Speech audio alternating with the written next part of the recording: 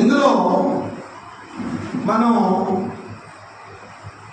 మీకా గ్రంథంలోనికి 6వ అధ్యాయంలోకి వెళితే 6వ వచనంలో దేవుడు ఇక్కడ చక్కటి విషయాన్ని బయలుపరుస్తాడు. ఏంటి ఆ విషయాలు అని మనం గమనిస్తే, ప్రభువైనటువంటి దేవుడు మనకి ఆ బైబిల్ గ్రంథంలో నుండి చదవండి. 6వ దర్శించును, నమస్కారం చేసేదను, దహనములనా వేడాది దూడలనా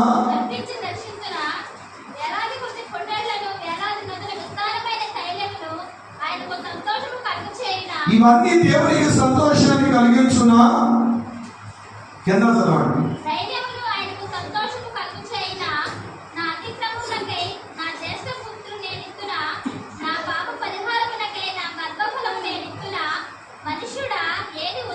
ఇక్కడ నుంచి చూడండి, ఏది ఉత్తమమో. ఇప్పుడు నాకు చదువుకున్నటువంటి వాక్యంలో మనం నదులంత విస్తార తైలమిచ్చిన, దహన బలులు ఇచ్చిన, బలి అర్పించిన, మన గర్భఫలం ఇచ్చిన, మనకి జ్యేష్ఠ కుమారుని ఇచ్చిన దేవునికి ఆ ఫలితాన్ని మనం పొందుకోలేమని వాక్యం ఉన్నది. కానీ ఇప్పుడు ఇక్కడ ఉన్నటువంటి విషయాలు 4 మాటలు ఉన్నాయి. న్యాయముగా ప్రవర్తించుట, చదవండి. న్యాయముగా నడుచుకునుట, ఏంటి? కనికరమును ప్రేమించుటయు, దేన మనసు కలిగి దేవుని ఎదుట ప్రవర్తించుటయు. దేవునికి స్తోత్రం. ఈరోజు ప్రియమైన దేవునికి పెట్టారా, న్యాయముగా ప్రవర్తించడం ఈరోజు చాలా మందిలో లేదు. ఏంటంటే న్యాయం. న్యాయం అంటే నీతి. మాటలో కానీ, క్రియల్లో కానీ, పనుల్లో కానీ ఎక్కడా కూడా న్యాయం అనేది లేదు. న్యాయాన్ని మనం కోల్పోతున్నాము. అర్థమైందండి?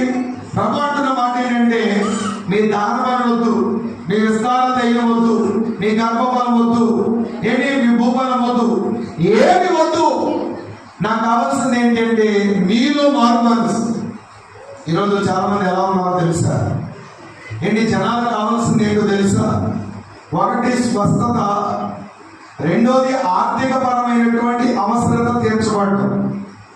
అంటే ఏంటి?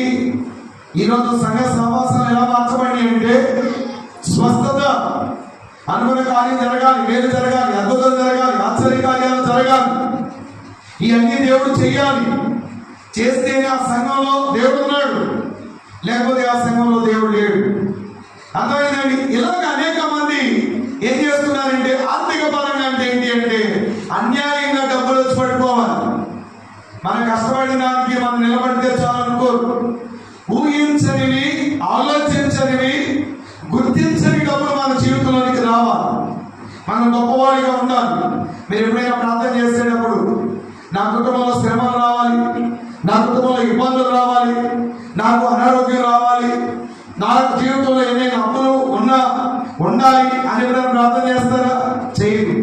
నాకు అనారోగ్యం రాకూడదు, నేను అప్పుల పాలు అవ్వకూడదు, నా కుటుంబంలో సంతోషం ఉండాలి, నా కుటుంబం సుఖంగా ఉండాలి, నా బిడ్డలు ఆరోగ్యంగా ఉండాలి, మేమంతా ఎల్లప్పుడూ కూడా సంతోషంగా జీవించాలని కోరుకుంటాం.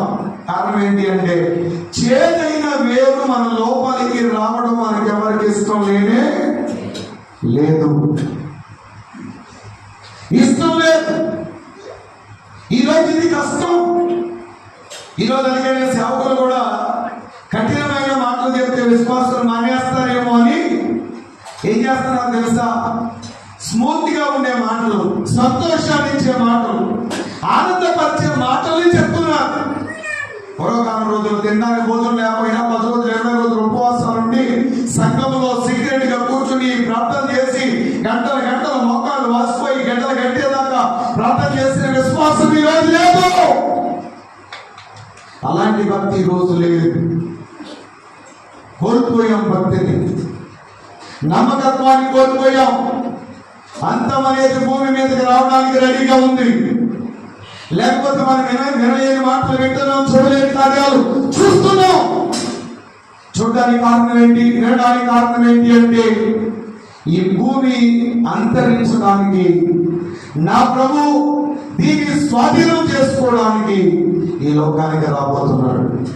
అందుకని ప్రభు ఏమంటున్నాడంటే న్యాయముగా ప్రవర్తించాలి. ఈరోజు ఎక్కడ చూసిన డబ్బులు వడ్డీలకి ఎలా అయిపోయినాయి? 10 రూపాయలు, 6 రూపాయలు, 5 రూపాయలు, 4 రూపాయలు, 3 రూపాయలు. ఏంటి వడ్డీలు ఎక్కువైపోయినాయి. వాళ్ళ అవసరం, వీళ్ళ అవకాశం. అర్థమైందా? అలాగా ఎంతో మంది వడ్డీల మీద బ్రతుకుతున్న వాళ్ళు ఉన్నారు. మీకు అర్థమైందా? రెండోది అబద్ధాలు. ఏంటంటే అబద్ధాలు మాట్లాడటం, అబద్ధాలు చెప్పడం, అబద్ధాలు అనుసరించడం, అబద్ధాల్ని. అర్థమైందండి? మన ఒకడు ఏదో పని చేసేవాడు, పని మానేసి వాడు ఖాళీగా ఉన్నాడు. ఖాళీగా ఉంటే ఇప్పుడు వీడు ఏ ఉద్యోగం చేస్తున్నాడంటే ఖాళీగా ఉంటే ఉద్యోగం. చెప్పండి, వీడి పని ఏంటి? ఖాళీగా ఉండటమే ఉద్యోగం.